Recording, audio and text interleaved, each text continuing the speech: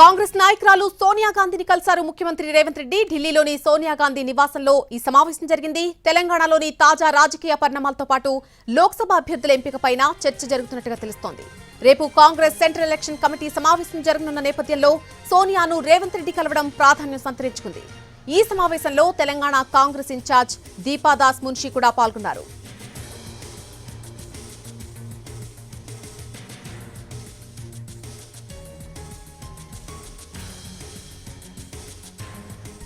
కాంగ్రెస్ నాయకురాలు సోనియా గాంధీని కలిశారు ముఖ్యమంత్రి రేవంత్ రెడ్డి. ఢిల్లీలోని సోనియా గాంధీ నివాసంలో ఒక సమావేశం జరిగింది. సమావేశానికి సంబంధించి పూర్తి అప్డేట్ ఢిల్లీ నుంచి మా ప్రతినిధి రాజు అందిస్తారు. రాజు, ఈ సమావేశంలో ప్రధానంగా ఏ అంశాలపై చర్చించారు?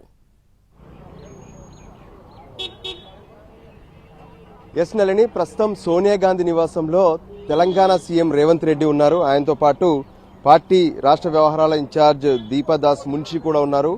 ఏదైతే ఈ సమావేశానికి సంబంధించి అంటే ఇప్పటికే రాహుల్ గాంధీ భారత్ జోడో న్యాయయాత్ర ముగిసింది. సో ముగిసినటువంటి నేపథ్యంలో రాహుల్ గాంధీ సైతం లోపలే ఉన్నట్టుగా తెలుస్తుంది. అంటే సోనియా గాంధీ రాహుల్ గాంధీలతో రేవంత్ రెడ్డి సమావేశమై ఉండొచ్చనే ఛాన్స్ అయితే స్పష్టంగా కనిపిస్తుంది. అయితే ఈ సమావేశంలో చర్చిస్తున్నటువంటి అంశాలను కీలకంగా చూస్తే ఇప్పటికే ఏదైతే ఎన్నికల షెడ్యూల్ విడుదలైనటువంటి నేపథ్యంలో ఖచ్చితంగా పార్టీ రానున్నటువంటి ఎన్నికల్లో అనుసరించాల్సినటువంటి వ్యూహాలపైన ప్రత్యేకంగా చర్చించడమే కాకుండా మరోపక్క ఏదైతే ఇప్పటి వరకు అంటే తెలంగాణలో లోక్సభ అభ్యర్థులకు సంబంధించి కూడా 4 మాత్రమే అనౌన్స్ చేశారు. సో మిగతా 13 మందిని అనౌన్స్ చేయాల్సి ఉంది. దానికోసం కూడా కొంత స్క్రీనింగ్ కమిటీ ఇప్పటికే పెద్ద ఎత్తున కసరత్తు చేస్తూనే మరోపక్క ఏదైతే సిఈసి సమావేశం రేపు జరగబోతుంది ఢిల్లీలో.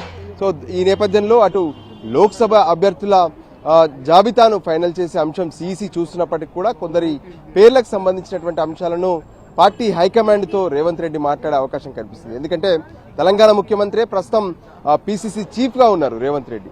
సో దీంతోనే రాష్ట్రంలో ఉన్నటువంటి పార్టీ వ్యవహారాలు. ఇక మరోపక్క ఏదైతే ఇప్పటికే పెద్ద ఎత్తున కాంగ్రెస్ లో బీఆర్ఎస్ నేతలు చేరుతున్నటువంటిది కూడా చూస్తున్నాం. మరి చేరినటువంటి వాళ్లకు టికెట్లు ఇచ్చే అంశం పైన కూడా కొంత చర్చ జరుగుతుంది. ఆశావాహులు సైతం పెద్ద ఎత్తున ఎదురు చూస్తున్నారు. అటు రాష్ట్రంలో ఉన్నారు, మరికొంతమంది అయితే ఏకంగా ఢిల్లీకి వచ్చి కూడా పార్టీలో ఉన్నటువంటి పెద్దలను ఎప్పటికప్పుడు కలుస్తున్నటువంటి పరిస్థితి ఉంది.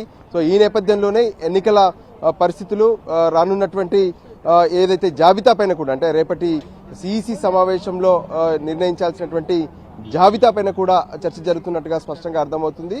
ఇక మరోపక్క రాహుల్ గాంధీ భారత్ జోడో న్యాయయాత్ర ముగిసినటువంటి సందర్భాన్ని సైతం దేశవ్యాప్తంగా ఉన్నటువంటి పరిస్థితులు కావచ్చు, కాంగ్రెస్ పార్టీ ఏదైతే పూర్తిగా అంటే దేశవ్యాప్తంగా ఎలా వెళ్లాలనేటువంటి అంశాలపైన కూడా కీలకంగా చర్చించే అవకాశం అయితే స్పష్టంగా కనిపిస్తుంది. మొత్తానికి సమావేశం కొనసాగుతుంది. సో ఈ సమావేశంలో రాష్ట్ర వ్యవహారాల ఇన్ఛార్జ్ దీపాదాస్ మున్షి కూడా ఉన్నారు. ఎందుకంటే తెలంగాణకు సంబంధించినటువంటి కాంగ్రెస్ స్క్రీనింగ్ కమిటీ ఇప్పటికే లోక్సభ అభ్యర్థులకు సంబంధించినటువంటి ఒక కసరత్తు చేసింది, ఒక ఫిల్టరైజేషన్ అనేది చేసింది.